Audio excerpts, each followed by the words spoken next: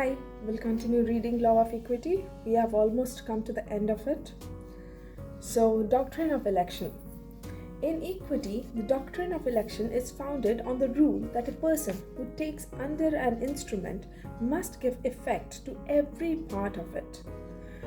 Thus, if a testator devises his own estate to A and A's estate to B, A must elect whether he will take under or against the will. If he elects to take under and consequently to conform with all the provisions of the will, there is no difficulty. He takes the testator's estate and gives up his own to B. If, on the other hand, he elects to take against the will, that is, retains his own estate and at the same time claims that devised to him by the testator, he is bound to make compensation out of it to B, whom he has disappointed by thus electing. See Straightfield versus Straightfield, 1735 case. So old. Stowe's jurisprudence describes the doctrine as the obligation imposed upon a party to choose between two inconsistent or alternative rights or claims in cases where there is a clear intention of the person from whom he derives one that he should not enjoy both. The purpose of the doctrine of election is merely to carry out the intention expressed by the grantor in the instrument of grant. If one agrees to receive benefit, one must accept the reciprocal obligation also. It is choosing between rights where there is a clear intention that both parties shall not be enjoyed. Maitland considers the doctrine of election to be based on the principles of compensation. Essentials of the doctrine of election.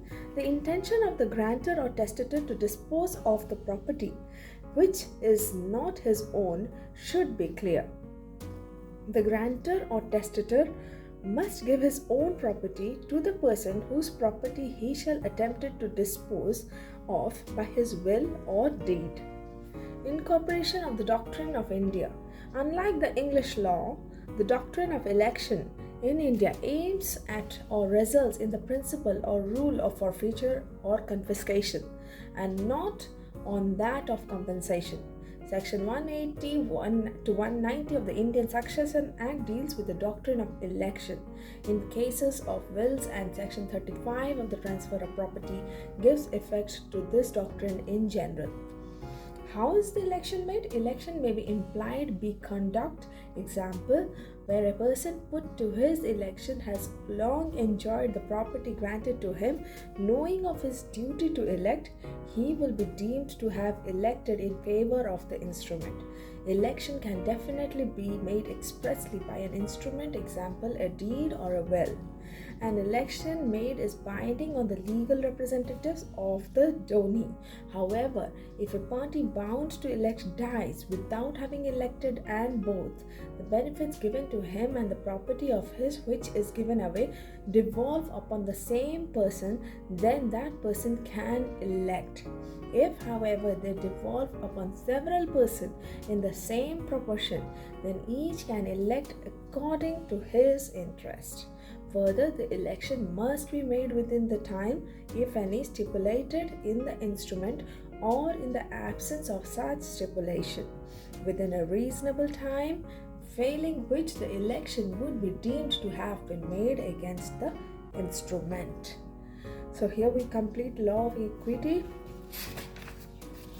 Next, I want to read out Indian Contract Act, but that's a big one. But I'll try to do small segments of it. Okay, next is Indian Trust Act and Indian Easement Act. These two we will cover shortly. Alright, keep listening and please subscribe to my channel. It will help me reach out to a larger audience who love to listen to books. Thank you.